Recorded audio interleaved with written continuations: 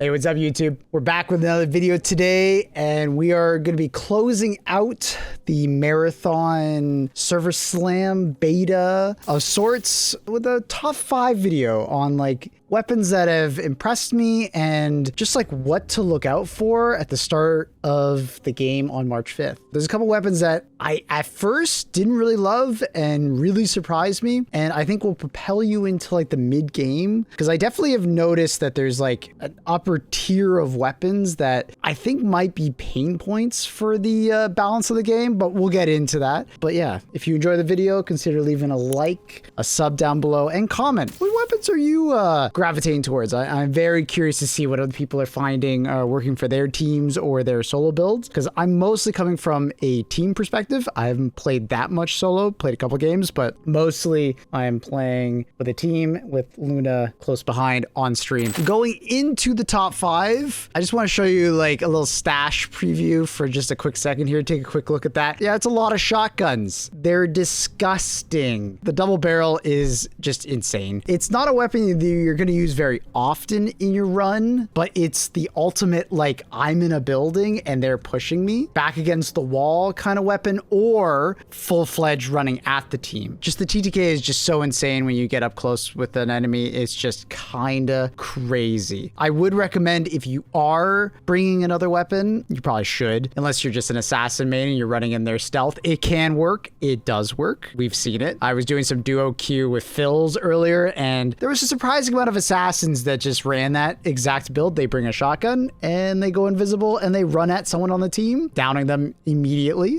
and just taking whatever weapon they have after finishing them off, which is pretty funny. But yeah, super good. An amazing weapon that I actually recommend bringing as a second weapon is actually one I have on right now, is the M77 assault rifle. A lot of people, I think, kind of sleep on this weapon or kind of ignore it, but kind of 3 main factors for why it's my second pick at the moment. One, it's a all ranges kind of pick. 46 meters range before like the damage fall off and the bullet magnetism starts to mess with you, but you can obviously you can do the flip up sight Z on mouse and keyboard, but I'm not sure what it is on controller. I'm sure someone down in the comments will let us know, but very, very strong weapon for like all ranges. The damage per second and just overall precision multiplier, very nice. Going for those headshots, you get a 50% damage bonus. In spec screen, by the way, highly recommend. It's fantastic. Really good weapon, easy to find, some very awesome drum magazines to increase the magazine count, and it uses light ammo. Some people might be surprised, like, why aren't you mentioning, let's say, I don't know, the Bully SMG or something along those lines? I find heavy ammo automatic weapons to be particularly hard to use on Marathon at the moment. Your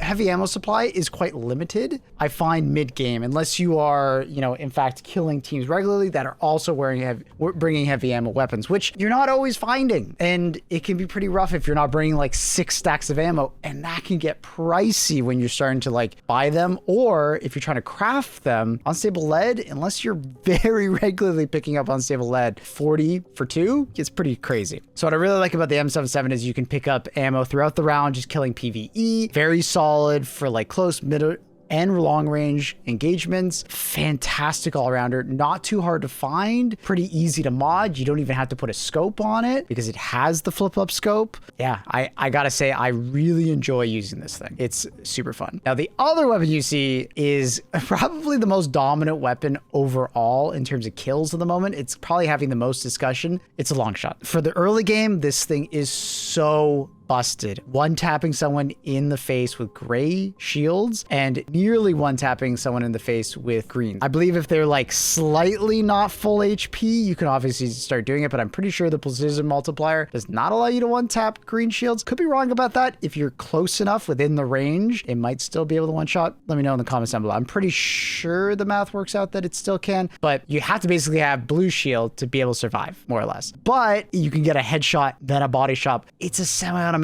sniper, and the fire rate on it is extremely respectable. Yeah, this thing is so disgusting. The amount of times that I or someone else has just like tapped in the head, body shot, I'm falling to the ground, or the person's falling to the ground. As they're falling to the ground, you headshot them again, they're a box. Like that fast. 3 shots on like blue shields is disgusting. disgusting. You turn it into a 2v3 immediately, and the team that has like shotguns will just run in there and you just mop up. It's a game decider. And it's to the point where, remember how I mentioned in the beginning that there are some picks in here that I feel like will be pain points for the balance of the game? Shotgun at one extreme, long shot on the other. I feel like these two are they are so extreme in what they can do. If you're in super long range, the long shot is disgusting. Even in mid range, it's pretty disgusting. And then the shotgun, barrel stuff someone, 2 taps, TTK is like nothing. It feels like Call of Duty at times. So I wonder what they can do about it, but take advantage of it. They're disgusting, easy to get. I am going to be rushing for the Traxxas upgrade to be able to pick up the sniper rifle buy, right? Like that's going to be like one of the first ones. Anonymous wire, always going by perimeter, getting to station, just yeah, it's going to be such an important purchase. Like I didn't even buy it here, but like everybody feels like they have a long shot that I wasn't really too worried about. I just picked up all the other upgrades. It's just such an insane weapon.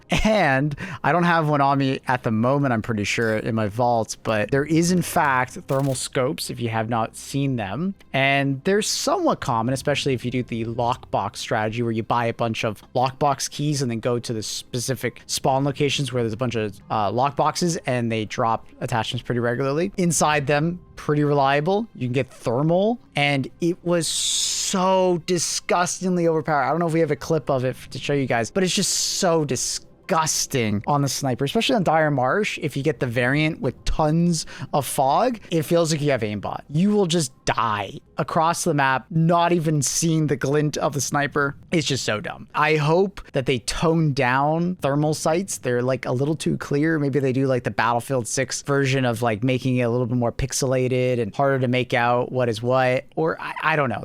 Maybe they put a maximum range on it. I know you can use Signal Jammer to mess with it quite a bit, but it's not that hard to just like remove the mod mid round and just like run a normal, right? If you notice the team's doing that, it's not the biggest deal in the world. So it's easily my third pick. The next one I want to talk about is actually just LMGs in general. I don't have any on me at the moment, but LMGs kind of felt like the absolute like starter weapon for me in this game. And it came out to like one main attachment. It's the shield. You can put a shield on the LMGs that you can activate with the Z button, and it just blocks a ton of damage in the game from PvE to PvP. It does make you pretty slow to use, and you do need to deactivate it to recharge it, but honestly, extremely powerful. And if you ever do like the boss encounter to get the demolition LMG, this thing is like a DMR, but automatic. It's got a lot of recoil, but man, does it shred with headshot multipliers. LMGs really impressed me. You just got to be careful about how slow you are. You are very like, you could get very much like outplayed just because of how slow you strafe and stuff like that. But if you catch some people out,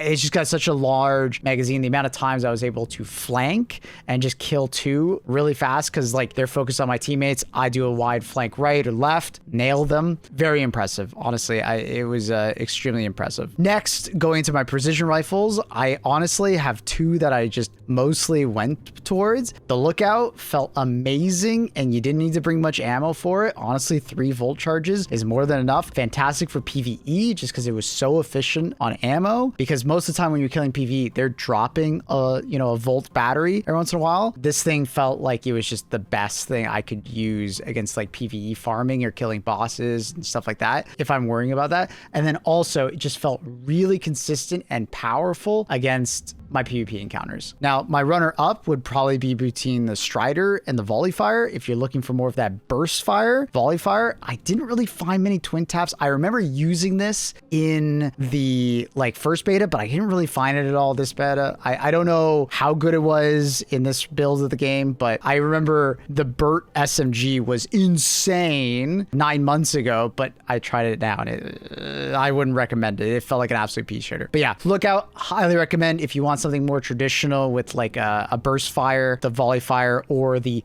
Mida multi-tool. The Strider are easy contenders. I didn't love the repeater. It's a very satisfying weapon to use, but only 9 rounds, and the very, very slow reload kind of stopped me from loving it. And the hardline, I don't know. Half the time, it just didn't feel like it shoots straight. I don't know. Maybe it's a user problem, but I was not a fan. So I'm mostly going to recommend the Lookout in the precision rifles. But yeah, that's my top 5 at the moment. Be looking for those for every weapon we talked about other than the M77, the thermal sights. They are insane and they are so worth bringing. You just got to try them. They are so crazy, crazy good. But yeah, very excited for the launch of Marathon coming up. We will be live on Maplewood_TV on launch day, both on YouTube and Twitch. Just remember, not on this YouTube channel, on my second YouTube channel that I use for streaming, Maplewood_TV. You'll see it linked right there. And yeah, come on by the stream, just ask questions. I can't wait to grind it out. If you're looking for some content in between now and then, we're going to be doing some Arc Raiders Expedition Wipe. I'll be playing it throughout the week until Marathon's release. So